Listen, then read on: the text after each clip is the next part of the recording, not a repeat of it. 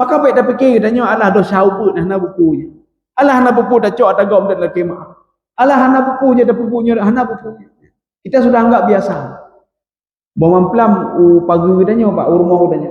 Alhamdulillahnya jatah rumput pagi, jatah rumput tanah. Ipa jatah rumput tanah hebat. Ya kata gopnya. Itimu dari atagok mandu atagok dah cok dah pajuh katanya. Tajuk kana makanan haram dah coknya. Allah kalau bengih menyobengih Allah. Jangankan ke pun Nabi katanya ke Nabi bengih Allah Subhanahu wa taala. Maka Nabi Adam alaihissalam di dalam tafsir Ibnu Abbas. Jadi ketika itu Nabi Adam berbuat kesalahan apa kesalahan? Kan fakta apa bukan kesalahan kecil, Pak, simpel kesalahannya. Allah mengatakan kepada Nabi Adam, "Wala taqraba hadhihi syajarata fatakuna minadh dhalimin." Jangan dekati pohon ini, bek betul baknya. Akhirnya Nabi Adam Pak mendekati dan makan buah itu. Ini kita sudah berada dalam Al-Quran, la taqrabu zina, bek dekati zina. Apa maksudnya? Perbuatan yang menjurus kepada zina jangan kamu lakukan. Anak pak dengar, kubuji. Akhirnya berzina. Walaupun dia berzina, perbuatan ini dia lakukan, Pak. Yang mendukung dia untuk berzina. Nya cerita kalian pakai bambang Allah. Menabi Adam makan buah khuldi cuma satu dimakan, happy hebat. Cuma kemarahan Allah luar biasa. Apa sabda apa firman Allah kepada apa dialog Allah dengan Nabi Adam alaihissalam. Ini ada di dalam kitab tafsir Ibnu Katsir. La yujawiruni man asani. Tidak boleh dekat-dekat denganku kata Allah. Tidak boleh dapat rahmatku orang yang berbuat maksiat kepadaku kata Allah. Tebik. Kalau seandainya kata Allah, satu dunia ini semua berbuat maksiat, akan saya letakkan mereka di tempat-tempat maksiat kata Allah Subhanahu wa taala. Tidak boleh dapat keberkahanku satu pun walaupun seorang nabi. Nabi Adam alaihissalam. Maka Nabi Adam hirun. Nabi Adam bertanya, "Ya Allah, putalah lo ni Allah. Kenapa gara-gara kesalahan yang simpel sedikit engkau begitu marah kepada saya? Marah kepada istri saya, marah kepada saya, sehingga engkau campakkan saya jauh dari istri saya. Padahal saya cuma makan buah khuldi saja." Maka kita begitu juga. Ketika buat kesalahan sampai ya Allah putalah lon, lo kan cuma lon temecu mentang. Nabi Adam kan kita temecu ke pajuhnya mecu. Kitanya dah temecu ada kok maka pantas maka lebih daripadanya dong. Nabi Adam alaihissalam. Itu dalam tafsir Ibnu Abbas. Fa baka mi'atai amin hatta qubilat taubatuhu. Nabi Adam menangis 200 tahun lamanya. Dalam beliau menangis itu beliau puasa lagi, puasa sudah ada pada masa itu. Dia puasa lagi Pak, dengan niat apa? Supaya diampuni dosa-dosanya. Anak gak pampun cik, puasa lo. Lagi kita nyona umur 50. Kita kalau di antara kita ada umur 50, berarti paling enggak dia 40 tahun sudah berpuasa Ramadan. Kalau ada umur 60, berarti paling enggak dia sudah 50 tahun dia puasa Ramadan. Selama 50 tahun dia puasa Ramadan, pakatan lagi tak undang. Artinya paruh ke puasa Ramadan. Ada sesuatu berarti dalam diri dia. Dari dulu sampai sekarang pakatan lagi tak tapi dia menanggapi mendak. Artinya apa enggak ada guna bulan Ramadan itu. Setelah Ramadan tu mencubi mendak. Kalian maksiat pi mentang. Baju harum pi mentang. Artinya untuk apa puasa Ramadan untuk apa itu? Berarti ada sesuatu hal yang terganjal di situ. Sama seperti Nabi Adam. Nanti kita lihat apa yang terganjal itu. Nabi Adam alaihissalam 200 tahun beliau berpuasa dengan niat apa? Diampuni dosanya tapi tidak diampuni oleh Allah. Waktu itu Allah kasihan melihat Nabi Adam. Sayang cik ni Adam. Sudah ibadah dia 200 tahun, dipuasai, pegang kebaikan macam-macam. Akhirnya Allah mengirim malaikat Jibril. Ketika itu apa namanya di dalam surah Al-Baqarah, fatalaqa Adamu mir rabbih kalimatin fataba alaih. Talaqa itu talaqi, Pak. Malaikat Jibril langsung ketemu dengan Nabi Adam alaihissalam dan menceritakan kenapa selama ini ibadahmu ditolak. Kenapa selama ini doa-doamu ditolak? Karena satu hal, kamu tidak pernah mengakui dosamu kepada Allah. Nabi Adam selalu mengatakan apa salah saya? Apa salah lu ni Allah? Apa salah lu? Tambah lagi katanya. Anak katanya sakit, anak meninggal. Tadahkan tangan terpegang. Ya Allah, apa salah lu ni Allah? Sebegitu beratnya apa musibah yang kau berikan kepada saya. Ketika kedai kita terbakar, kendaraan kita hilang, kita berdoa kepada Allah. Ya Allah, apa salah lu ni Allah? Tak pernah kita mengakui dosa kita. Ketika mobil serempet, langsung datang mau. Ya salah hadron. Mana salah hadron ni, Pak? Tak ada orang. Oh, salah lun. Hana apa? Yang jarang, Pak. Mungkin hanya sekian persen. Sekian persen datang, nyo salah anak lun. Nyo salah lun nak ada. Tapi salah anak ron. Salah anak ron. Tapi salah kau. Makanya Allah mengajarkan melalui Jibril akuilah dosa, katanya. Bagaimana pengakuan dosa? Fatalaqa Adamu min Rabbih kalimat. Kalimat itu di dalam tafsir Baydawi itu dijelaskan doa yang diajarkan oleh Allah kepada Nabi Adam melalui Jibril. Rabbana innana zalamna anfusana wa illam taghfir lana wa tarhamna lanakunanna minal khasirin. Nyan baca Adam, nyan baca. Ngebaca di Nabi Adam. Ya Allah, long zalim. Yang baru selama 200 tahun Nabi Adam enggak pernah ngomong saya salah ya Allah. Long zalim ya Allah. Ya nembak. Ketika mengakui saya bersalah, inang saya bersalah, fataba alaihi. Itu fa apa itu? Ini fa ini di dalam tafsir Zamakhsyari, fa ini yufidu ta'qib. Apa makna ta'qib? Langsung direspon oleh Allah dan dikabulkan doanya oleh Allah. Maka sebelum masuk bulan Ramadan, bertaubatlah kepada Allah di bulan Sya'ban. Ya. Paling enggak apa? Kita bangun tahajud, kita salat witir, kita berdoa, "Lon talah ya Allah." Nyo ana lon lagi karena salah lon ya Allah. Baik dapat salah anda ai Pak. Yo tapi ya Allah, yang salah anak lon ya, ning azab mata anak lon. Tidak Pak. Beda nyo salah ai Pak. Ketika ada masalah maksiat, lon talah ya Allah, lon talim ya Allah. Maka di bulan Sya'ban ini akhir-akhir ini badu rotu ya Pak. Badu rotu. Perbanyaklah kalau duduk-duduk itu baca Rabbana innana zalamna. Tapi harus kita pahami artinya. Baik baca-baca mentok.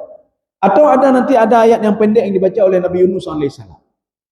La ilaha illa anta subhanaka inni kuntu minadh dhalimin. Tidak ada Tuhan selain Engkau ya Allah. Lon zalim, nya pengucapan. Sehingga dijawab oleh Allah Subhanahu wa taala. Kalau bukan gara-gara dia mengakui dosanya dalam perut ikan, la labitha fi batnihi ila yaumi yub'atsun. Dia akan terus berada dalam perut ikan sampai hari kiamat. Menyogetanya, nyo kata tamam bulan Ramadan, tidak pernah kita mengakui dosa, Pak. Enggak pernah mengakui dosa. Ketika ditanya, selama ini kenapa tidak salat? Iblis. Tapi iblis, Pak. Kenapa tidak puasa? Iblis, Pak. Kenapa berodhakai? Iblis, Pak. Sayang iblis, sedang duduk kait tuduh iblis, Pak. Iblis pakai tuduh lon, Pak. Tapi tuduh lon, Pak. Mana-mana tuduh lon kata iblis, Pak. Kita juga mengatakan, kenapa teman saya mengajak saya? Kenapa tidak pernah kita ngomong, lon salah ya Allah, lon salah. Kenapa tidak salah? Lon salah. Kenapa tidak puasa? Lon salah ya Allah. Nyo maka jilo laki maaf ya Allah. Maka mudah-mudahan Ramadan ini ada perbaikan yang berbeda. Pak. Kenapa? Kita mengakui dulu dosa kepada Allah Subhanahu Wa Taala. Supaya bulan suci Ramadan ini, nikmat kita beribadah. Nikmat kita baca Quran, nikmatnya. Bahkan, kita sudah mengakui dosa kepada Allah. Jadi paling enggak kita diberikan rahmat dan keberkahan. Tapi sudah masuk bulan Ramadan mentang dah berdoa je, ya Allah putalah lon. Anu lon laganya putalah lon, tapi putalah lon ni Mak. Akui saja lon talah. Itu saya sudah beres Mak. Lon talah ya Allah. Seorang anak apabila dia bermasalah dengan orang tuanya, seorang anak selalu mengatakan salah ayah. Tumu dek ayah anak je kan ni. Bengih kan. Tapi coba anak datang sama ayahnya. Ya laki mahnya salah lon ya. Kecintaan Allah ayahnya akan lebih lagi pada anaknya. Kenapa? Anaknya mengakui kalau dia bersalah. Yahnya salah lon ya. Nempa maaf lon ya. Tapi kalau anaknya salah dron ya. Maka semua dia ya hantar je ngani. Hantar pah ngani. Bukan tapi petanah.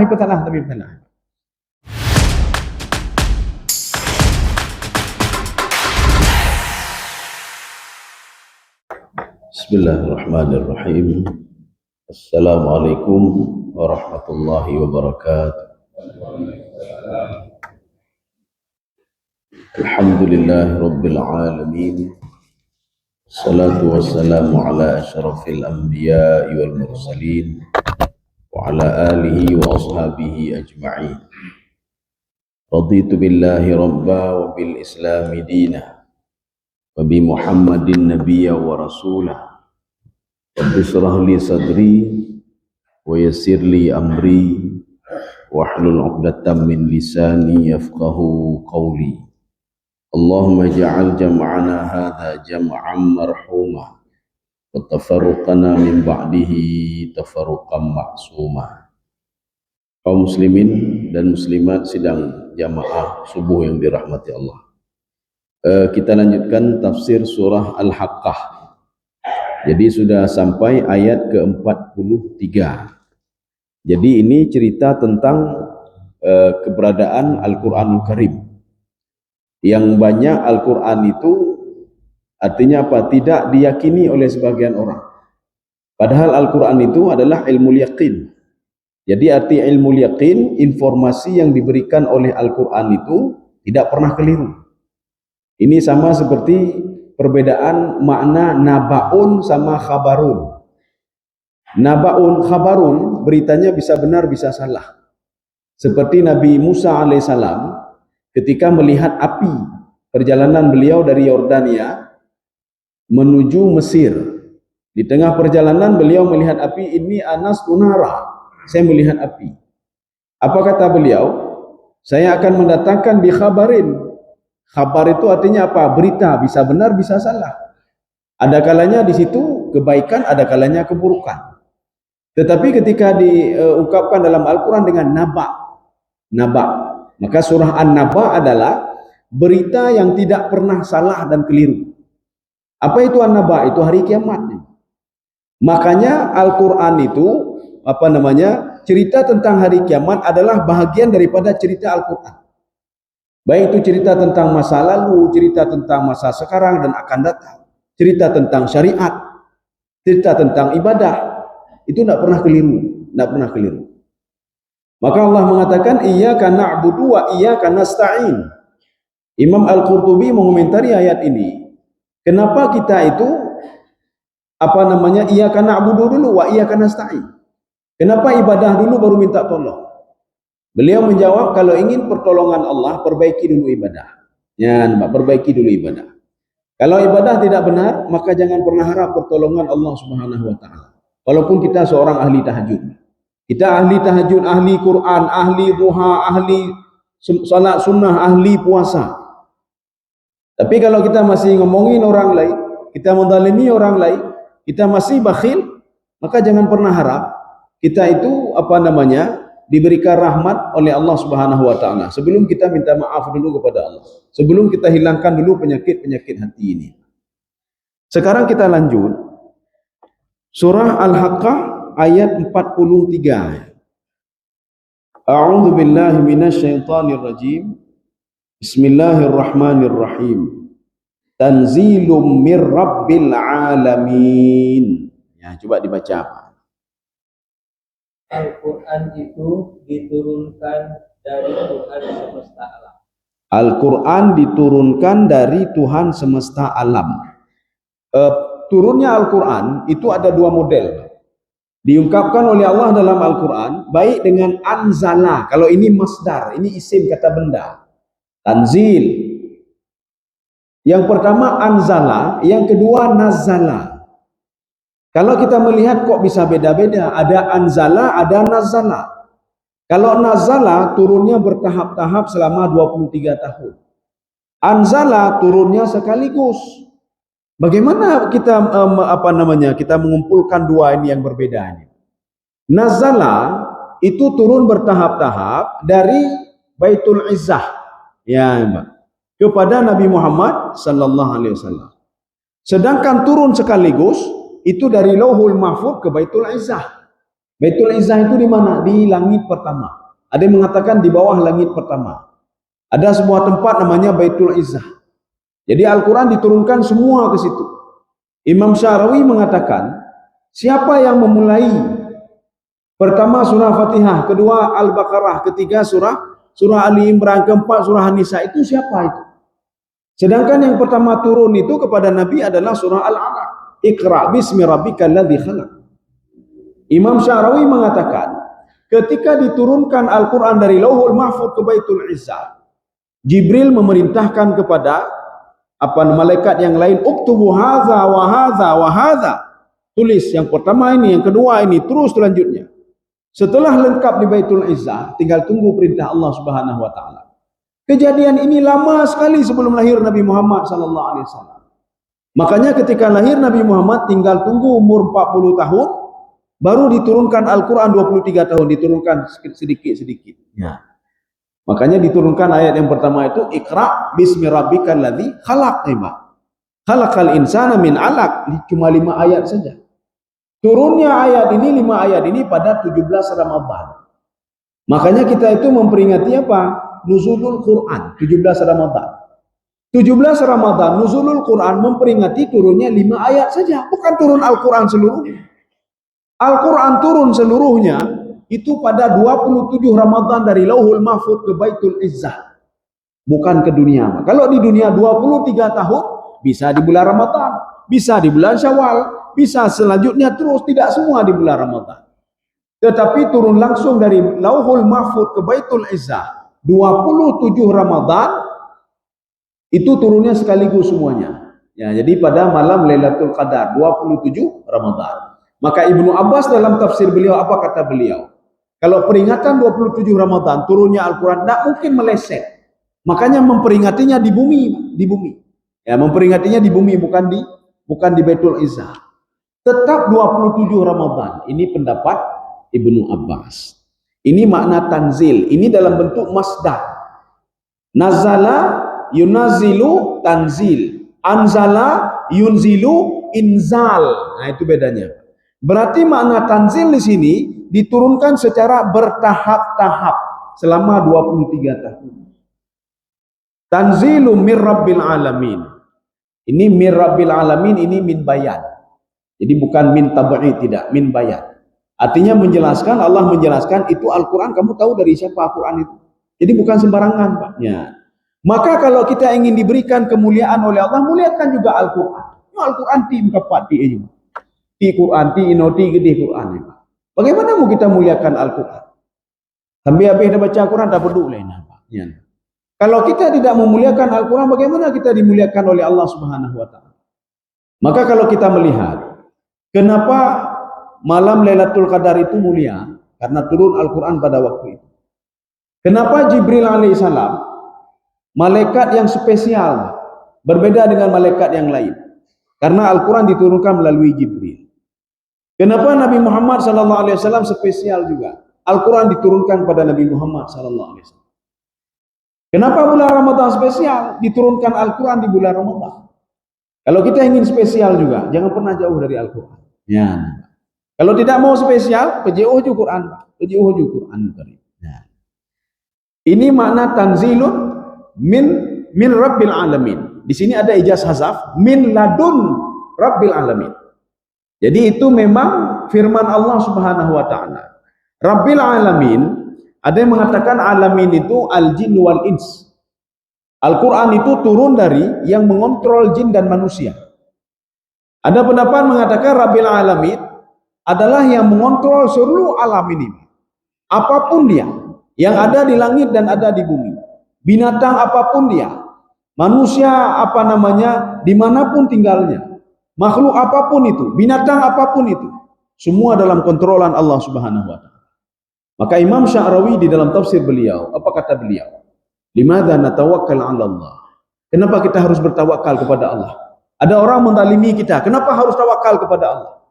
Ada orang ingin macam-macam kepada kita, kenapa harus tawakal kepada Allah? Ya, nampak. Iblis ingin macam-macam dengan kita, kenapa harus tawakal kepada Allah? Maka kalau ada orang macam-macam, bejak pak dukun, bejak pak dukun. Dukun sama seperti kita, makhluk Allah juga. Maka Imam Sya'rawi mengatakan, natawakkal 'ala Allah li'anna kulla makhluqatihi khadi'un ila Allah. Karena semua makhluk Allah itu tunduk dan patuh kepada Allah Subhanahu wa taala. Jadi ngapain kita tawakal kepada manusia? Maka tawakallah kepada zat yang ditakuti oleh makhluk yang lain, Pak. Zat yang maha kaya, pencipta, yang menghidupkan, yang mematikan, yang memberikan rezeki, menarik rezeki. Maka tawakallah kepada Allah, mintalah kepada Allah Subhanahu wa taala. Ketika kita bertawakal kepada Allah, maka air juga akan patuh kepada kita. Ketika kita bertawakal kepada Allah, api yang yang ingin membakar kita, dia takut kepada Allah. Kenapa takut kepada Allah? Karena kita tawakal kepada yang menciptakan api itu sendiri. Ketika iblis macam-macam dengan kita, bertawakallah dengan zat yang menciptakan iblis dan yang ditakuti oleh iblis itu sendiri. Itu Allah Subhanahu wa taala. Ini makna Rabbul Alamin. Jadi makanya kalau Rabbun di dalam tafsir Al-Baitawi, Rabba yurabbi tarbiyah. Yurabbi syai'an fa syai'an hatta kamula. Maka manusia itu, makna Rabbun itu berasal dari kalimat Rabba yurabbi tarbiyah. Artinya mendidik. Mendidik itu semuanya apa? Apakah mendidik mental atau mendidik fisik? Semuanya. Sama seperti orang tua. Ketika lahir anak, dia mendidik anaknya. Tapi banyak orang tua mendidik fisik dulu. Fisik. Mental hanya didik. Maka dua-dua, didik fisik dan mental. Inilah yang Allah lakukan kepada seluruhnya. Jadi artinya apa? Mendidik, mengontrol. Maka manusia terus dikontrol. Hatta kamula. Makna hatta kamula, dari dia di alam roh, masuk ke dalam kandungan, lahir ke dunia. Kemudian setelah itu dia meninggal dunia. Kemudian dia masuk alam barzah. Dia dibangkitkan di padang mahsyar. Hatta kamula, sampai dia nanti apakah masuk ke dalam surga atau masuk ke dalam neraka. Ini makna Rabbun. Artinya apa? Terus mengontrol, terus mengontrol. Ya. Kaum muslimin sedang jemaah yang dirahmati Allah. Maka hendak perlu ragu. Tidak perlu ragu keberadaan Al-Quran. Tidak perlu kita kritisi Al-Quran. Kalau ada orang mengkritisi Al-Quran, ya biarin saja, biarin saja dia. Ya, biarin saja. Cukup tak kena aja habis bateri berdaulat. Artinya apa? Dia biar berurusan dengan Allah Subhanahu wa taala. Maka Allah mengatakan pada Nabi Muhammad sallallahu alaihi wasallam, "Dzarni wal mukadzibin wa man khalaqtu wahida." Ya Muhammad, orang yang mendustai Al-Quran, mendustai kamu, mendustai saya, itu tinggalkan untuk saya saja itu. Biar urusan saya. Wal mukadzibin, orang yang mendustai Al-Quran itu untuk saya saja, biar urusan saya dia. Wa man khalaqtu wahida. Jadi wahida itu ada seorang, siapa namanya, Walid Al-Mughirah. Karena dia paling kaya dipanggil satu-satunya orang paling kaya, maka wahid namanya. Wahida dipanggil. Itu wahida itu urusan saya dia. Biar saya hancurkan dia, kata Allah Subhanahu wa taala. Ya. Ini makna Rabbil Alamin. Kita lanjut. Walau taqawwala alaina ba'dal aqawil. Ya, coba dibaca apa? Sekiranya dia, Nabi Muhammad, mengadak-adakan sebagian saja perkataan atas nama kami. Ya, ini sekarang ini terjemahannya panjang. Kita terjemahan pendek-pendek dulu. Walau taqawwala, kalau seandainya, ini terjemahan, kalau Muhammad itu membuat-buat, ipetamong-tamong perkataan beliau dalam Al-Quran itu. Ba'dal aqawil, sebahagian daripada perkataan kami dalam Al-Quran, ipetamong perkataan Muhammad. Ya, ini.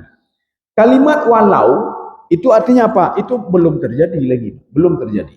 Allah ingin mengatakan kalau seandainya. Ini maknanya apa? Kalau mafhumnya, artinya Al-Quran itu bukan perkataan Nabi Muhammad. Al-Quran tidak ada campur tangan makhluk apapun. Pada suatu hari, ada iblis berubah wujud menjadi malaikat Jibril. Jadi berubah wujud malaikat Jibril. Dalam istilah tafsir, itu iblis abiyad namanya, Pak. Iblis putih. Jadi ketika itu beliau mendekati Rasulullah SAW. Rencana iblis ketika sudah berubah wujud menjadi malaikat Jibril, ingin memasukkan beberapa kalimat di dalam Al-Quran supaya terkecoh Nabi Muhammad SAW. Mengecoh kalau dia adalah Jibril. Rupanya setelah itu Nabi Muhammad mendekati iblis tadi yang berubah wujud menjadi malaikat Jibril. Datanglah malaikat hafadzah yang lain. Ya Muhammad, itu bukan Jibril, tapi itu iblis. Ya, itu iblis. Jangan kamu dengar perkataannya. Makanya Al-Quran tidak pernah berubah sedikit pun, tidak pernah ditambah sedikit pun. Maka beruntunglah orang yang baca-baca Al-Quran. Makanya Rasulullah mengatakan, saya tidak mengatakan alif lam mim itu ayat, tapi alif satu, lam satu, mim satu. Seorang baca alif lam mim, alif 10 kebaikan, lam 10 kebaikan, mim 10 kebaikan, 30 kebaikan sudah dia dapat. Artinya kalau sebelum kita berangkat kantor 5 menit saja, atau 5 menit, 10 menit mentang baca Quran. Ketika kita sedang baca Quran, sebentar saja baca Quran. Apalagi ini sudah masuk bulan suci Ramadan. Jadi artinya apa? Jadikan bulan suci itu sebagai bulan Al-Quran. Jadi supaya kita mengenal. Kalau kita tidak mengenal bagaimana kita mau mengenal isi Quran kalau kita tidak pernah dekat dengan Al-Quran? Jadi makanya mukjizat Al-Quran itu adalah mukjizat immaterial. Bagaimana mukjizat immaterial? Seorang akan tahu mukjizat Al-Quran kalau dia dekat dulu dengan Al-Quran dan dia kaji Al-Quran, baru dia tahu ini rupanya mukjizatnya Al-Quran. Jadi Al-Quran itu kita pelajari dulu, dilihat dulu, baru kita tahu mukjizatnya di situ, nilai. Makanya mukjizat Al-Quran ada dalam nilai. Kita sudah berbicara ada ikan. Harganya bisa ratusan juta angkut. Harganya ratusan juta. Ada apa? Karena nilai. Jadi makanya nilai sesuatu hal itu apa namanya? Dia bisa tinggi akibat nilainya. Makanya satu lagi mukjizat material. Arti mukjizat material, mukjizat yang langsung nampak. Makanya Nabi Muhammad ada dua mukjizat, ada mukjizat material dan ada mukjizat immaterial. Mukjizat material, dengan izin Allah Nabi Muhammad bisa membelah bulan menjadi dua. Itu mukjizat material yang bisa dilihat dengan mata. Mukjizat immaterial, Nabi Muhammad diturunkan Al-Quran kepadanya. Itu mukjizat immaterial. Makanya kita tidak paham, tidak tahu di mana letak mukjizat ya sebelum kita pelajari dulu Al-Quran. Kita dekati dulu Al-Quran. Seorang tidak akan tahu nilainya ikan mahal tadi, ratusan juta tadi. Sebelum dia dekati dulu Al-Quran itu. Dia apa nama ikan itu. Dia lihat dulu, terakhir apa? Dia senang kepada ikan itu. Akhirnya apa? Makanan jutaan mau dia beli untuk ikan itu. Ya.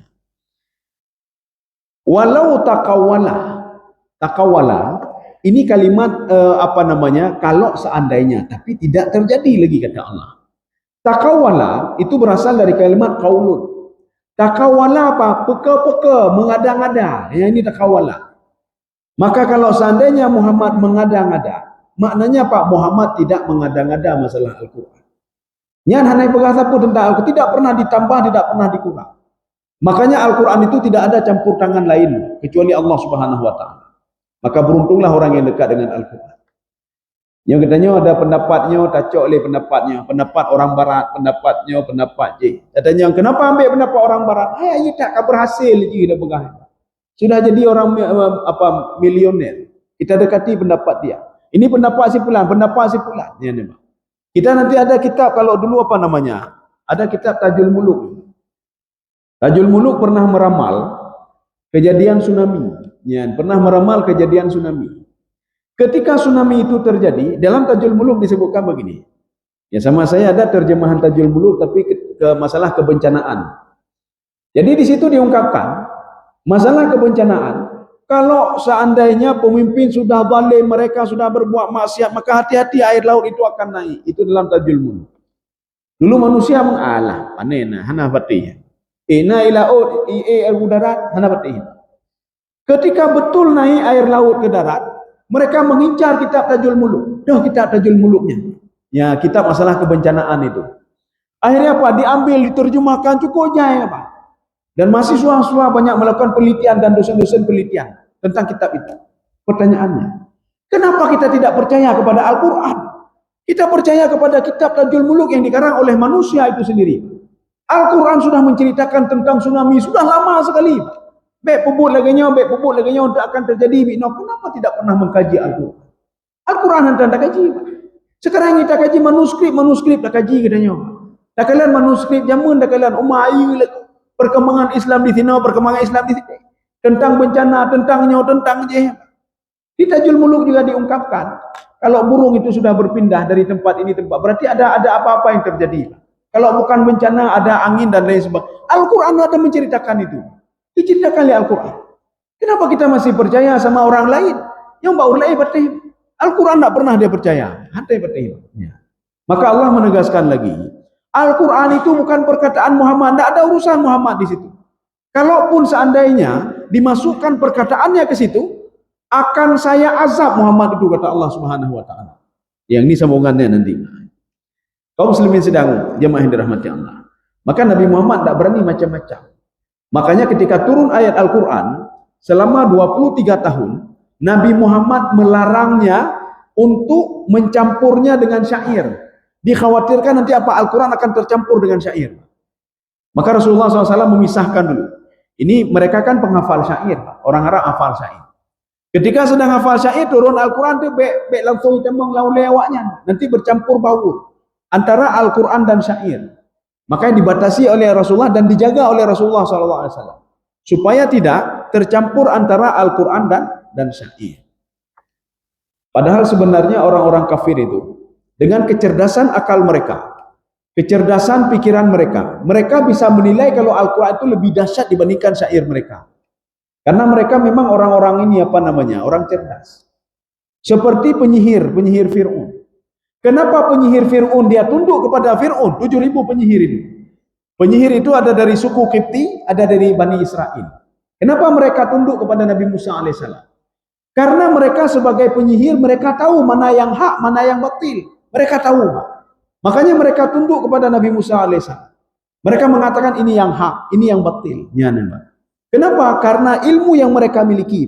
Mereka itu menyihir orang lain ka'annaha tas'a. Seakan-akan dia itu seperti ular. Mereka bekerja sama dengan iblis dan syaitan.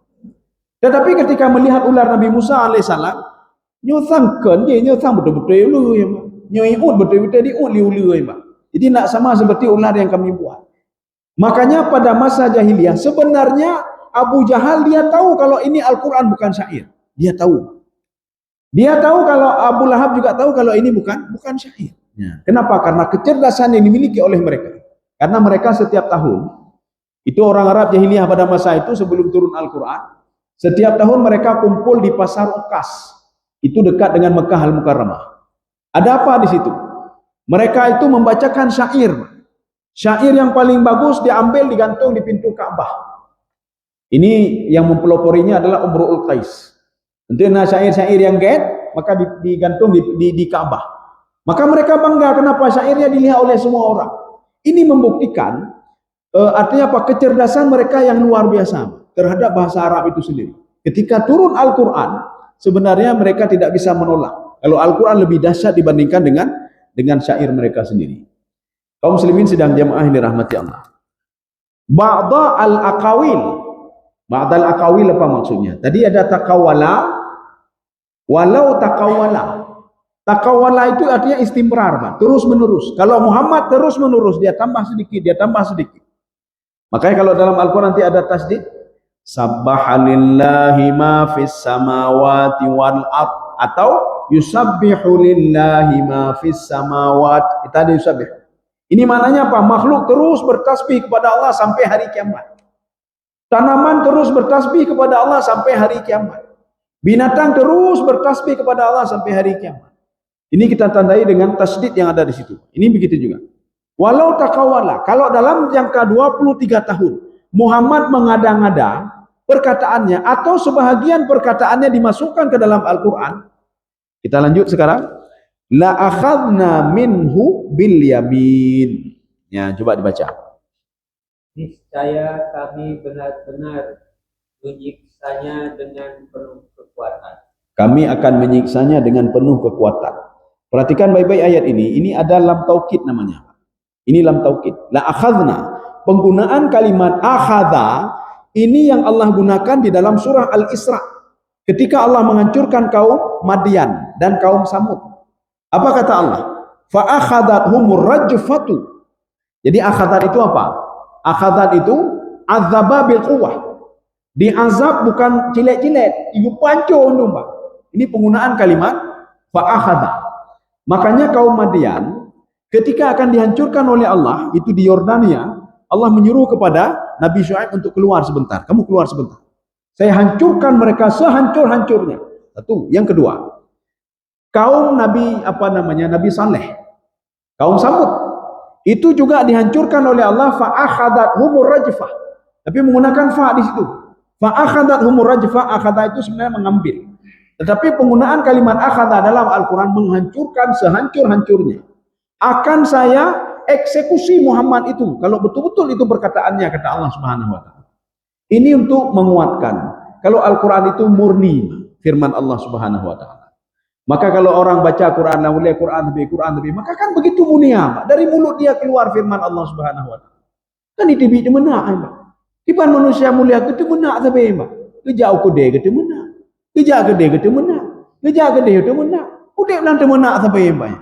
Bagaimana mau dimuliakan oleh Allah dan dimuliakan oleh orang lain? Ya.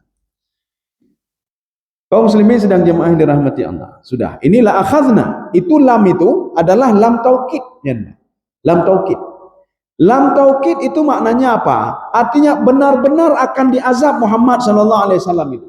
Bil yamin. Yamin itu artinya tangan kanan.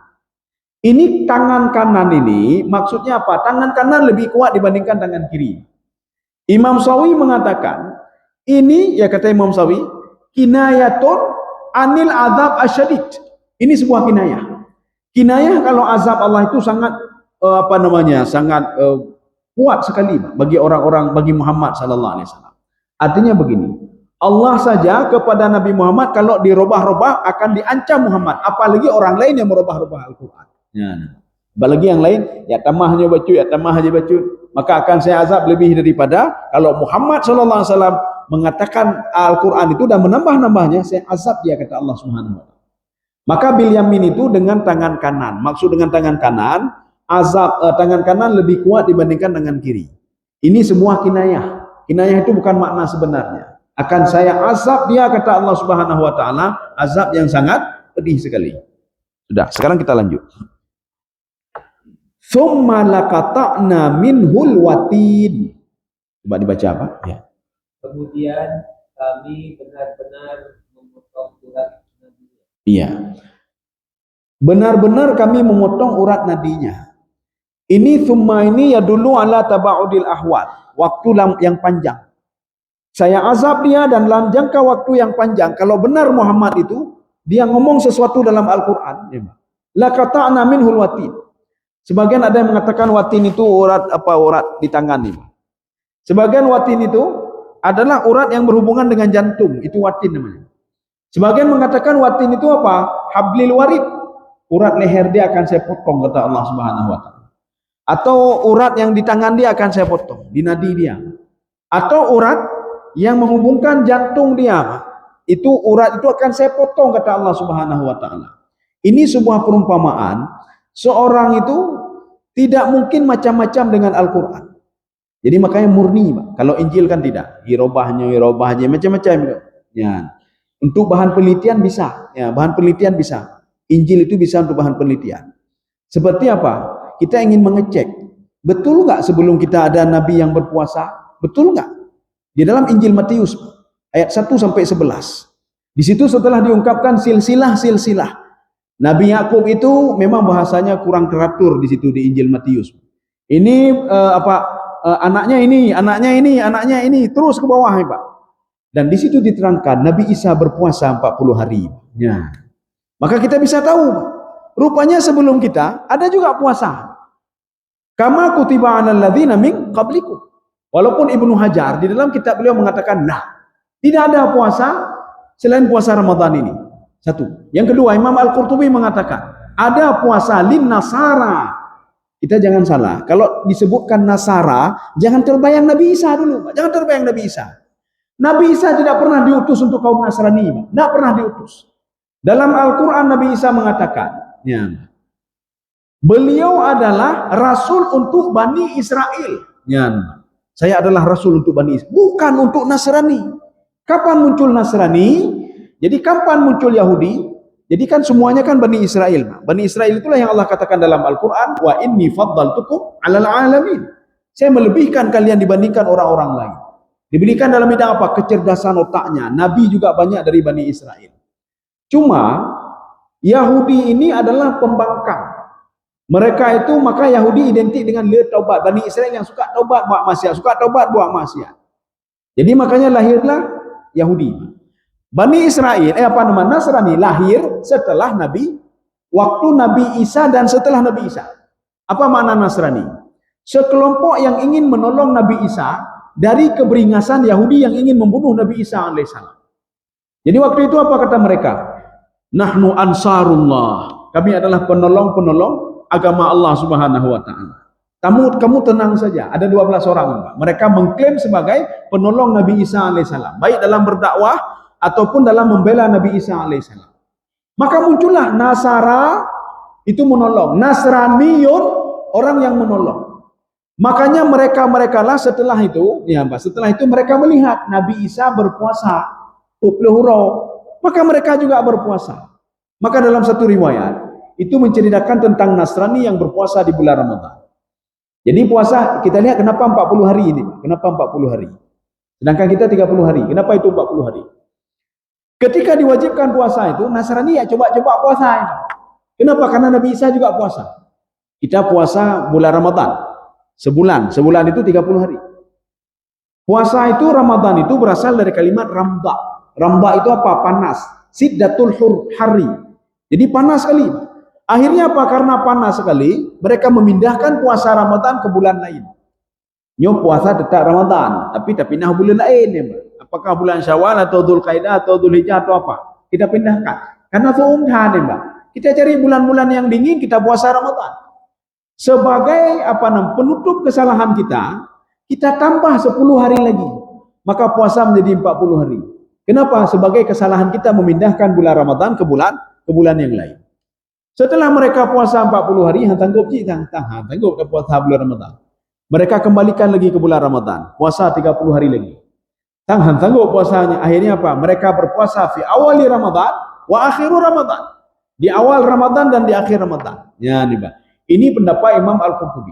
Mereka itu berpuasa hanya orang-orang Nasrani saja, Pak. Orang Nasrani puasa. Makanya mereka puasa di awal Ramadan, di akhir Ramadan. Maka kalau ada orang-orang puasa di awal Ramadan dan di akhir Ramadan saja, hanya jauh beda dengan Nasrani bunuh. Ada tanya nak puasa, nak lu puasa awal Ramadan kalau puasa. Pada tengok orang tanya nak puasa, ai nak lu puasa baru puasa. Awal ngempur betul puasa. Pertengahan tak puasa dia, ya tak puasa dia. Kemudian kita ada beberapa hadis ya, yang perlu kita cermati di dalam bulan suci Ramadan. Termasuk nanti 10 pertama apa namanya? Rahmat. 10 kedua maghfirah. 10 ketiga itu minan nar. Hadis ini di dalam kitab Al-Ilal. Ini hadis ini dari Ibnu Khuzaimah. Hadis 1887. Hadis ini hadis mungkar. Jadi Rasulullah SAW mengatakan ini mungkar hadis ini. Nanti bisa kita lihat di dalam kitab Ilalul Hadis. Abi Hatim mengatakan pada hadis ke-249. Hadis ini mungkar. Allah tidak membagi-bagi bulan Ramadan rahmat, maghfirah, idkhul minan nar. Rahmat Allah kapan saja datang. Mati jina katanya, kalau dalam ibadah mendemi rahmat Allah. Mati katanya jina mati katanya, Pak. Anda pernah dapat Ramadan, Pak. Kalau kita betul-betul ikhlas karena Allah ibadah, maka akan dibebaskan dari api neraka. Kalau betul-betul kita juga maghfirah diampuni, apakah harus menunggu maghfirah bulan 10 hari kedua? Nah, saudara katanya sakit di awal Ramadan.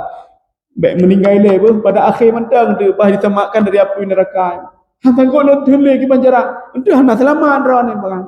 Kenapa? Karena ini 10 ini rahmat saja. Nak ada maghfirah ampunan hana Allah Pak. Seperti orang katakan hari ibu, dipegang hari ibu. Hari ibu titun 3 hari ibu. Mana hari ibu titun 3 Pak? Ya kau orang kafe titun 3 apa? Hari ibu tu setiap hari ibu.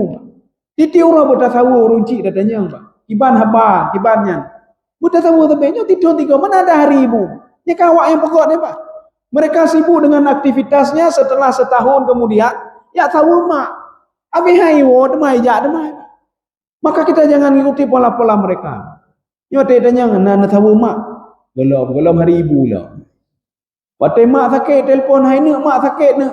Belum hari ibu, untuk hari ibu. Hari ibu belum tahu. Waktu tahu kamu meninggal mak meninggal Pak. Ya.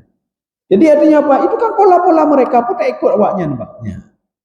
Kaum muslimin sedang jamaah yang dirahmati Allah Subhanahu wa taala. Ya, kita kembali kemari, Pak. Bukannya. Tsumma laqata'na minhul watin. Sudah, maka akan saya inikan urat leher dia atau urat nadi dia atau urat apa namanya jantung dia. Ya, jantung dia saya putuskan kata Allah Subhanahu wa taala. Karena sumber itu berasal dari jantung itu. Ya.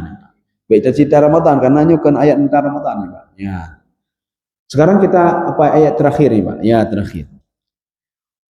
Fama minkum min ahadin anhu hajizin. Ya itu terakhir. Nanti setelah itu baru kita lanjutkan nanti setelah bulan suci Ramadan kita lanjut Pak. Ya, coba dibaca lagi Pak Indah. Maka tidak ada seorang pun dari kamu yang dapat menghalangi kami darinya. Ya, apa maksudnya? Tidak ada satu orang pun yang bisa menghalangi kami darinya. Ini terjemahan.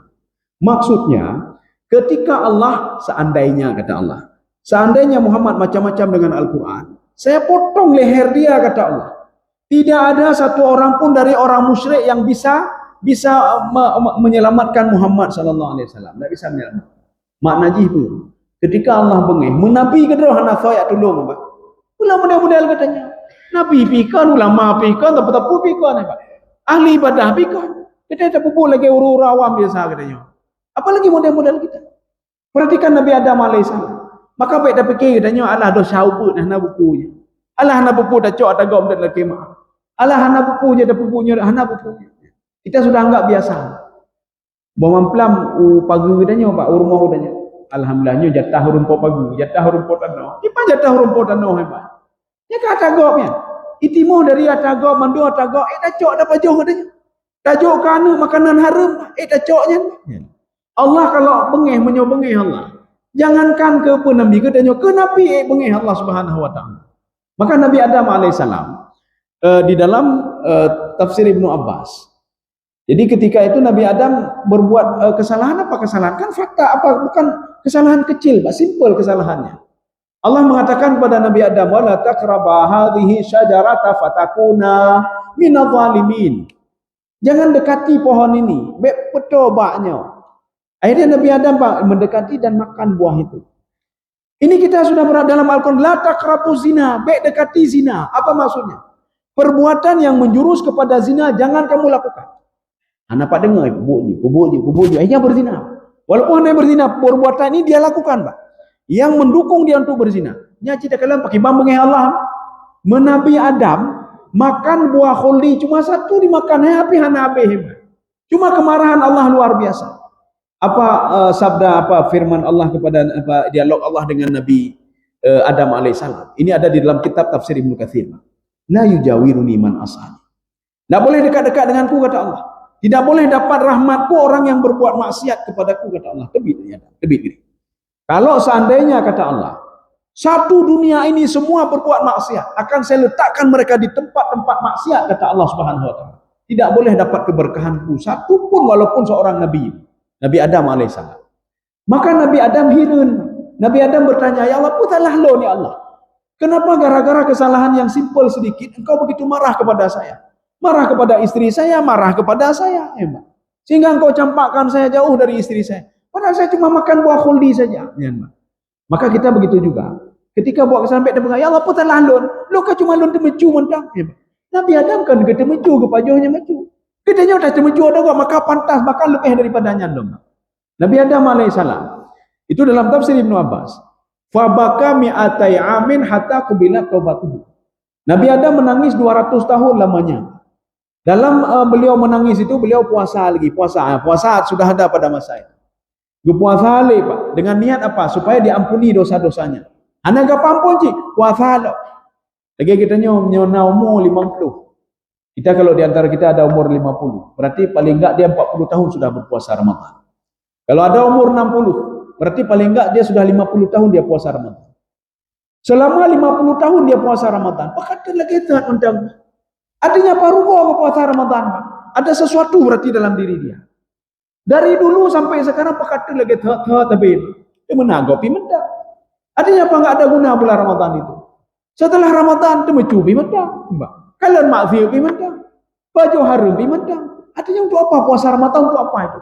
Berarti ada sesuatu hal yang terganjal di situ. Sama seperti Nabi Adam. Nanti kita lihat apa yang terganjal itu. Nabi Adam alaihissalam 200 tahun beliau berpuasa dengan niat apa? Diampuni dosanya tapi tidak diampuni oleh Allah. Waktu itu Allah kasihan melihat Nabi Adam. Sayang cik ni Adam. Sudah ibadah dia 200 tahun, dipuasai juga kebaikan macam-macam. Akhirnya Allah mengirim malaikat Jibril. Ketika itu apa namanya di dalam surah Al-Baqarah, fatalaqa Adamu mir rabbih kalimatin fataba alaih. Talaqa itu talaqi, Pak.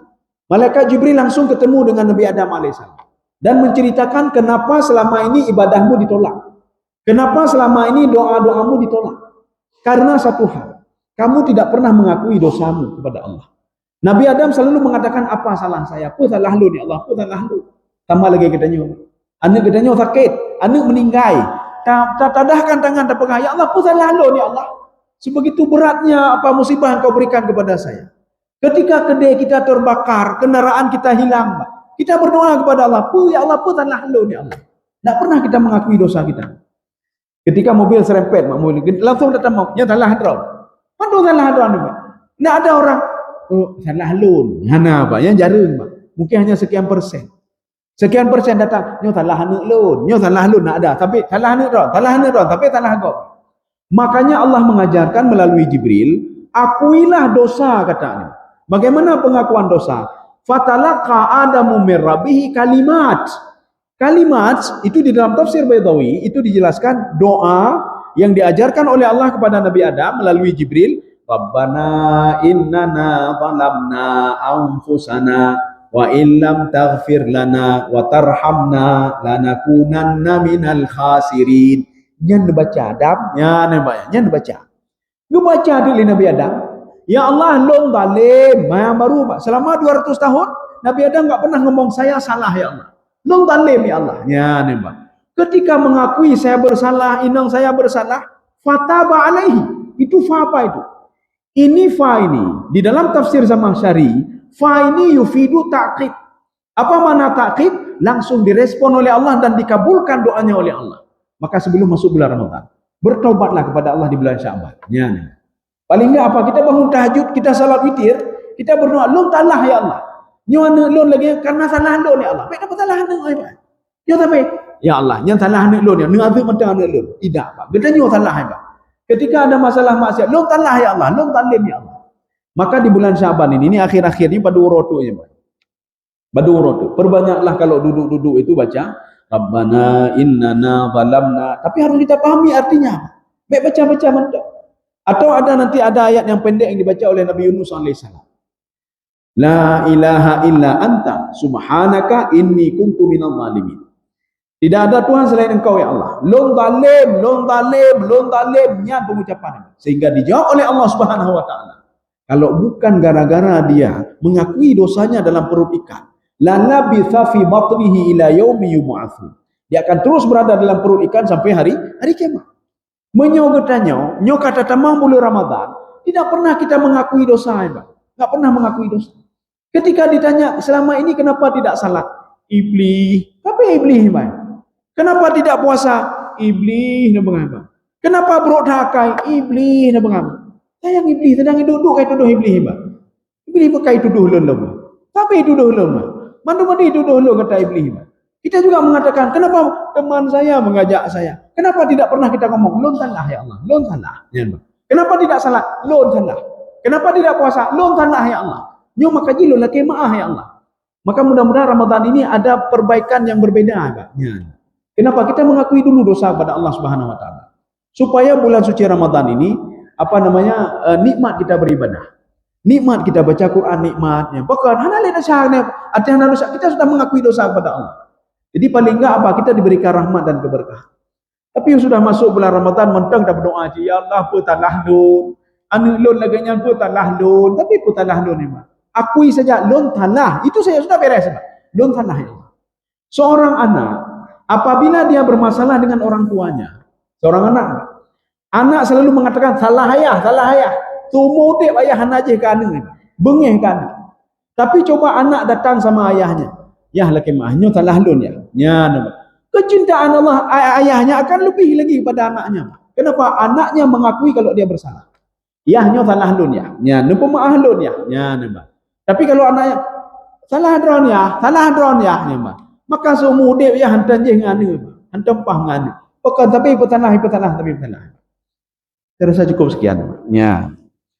Mungkin ada yang ingin jual daging atau apa namanya. Walaupun ini libur maknya. Mungkin ada hal-hal lain, saya minta maaf sudah tersita waktunya. InsyaAllah kita akan sambung kembali nanti setelah bulan suci Ramadan. Jadi kita lanjut akhir daripada surah Al-Haqqah. Mudah-mudahan ada manfaat bagi tuan dan jemaah sekalian. Subhanakallah bihamdika asyhadu an la ilaha illa anta astaghfiruka wa atubu ilaik. Assalamualaikum warahmatullahi wabarakatuh.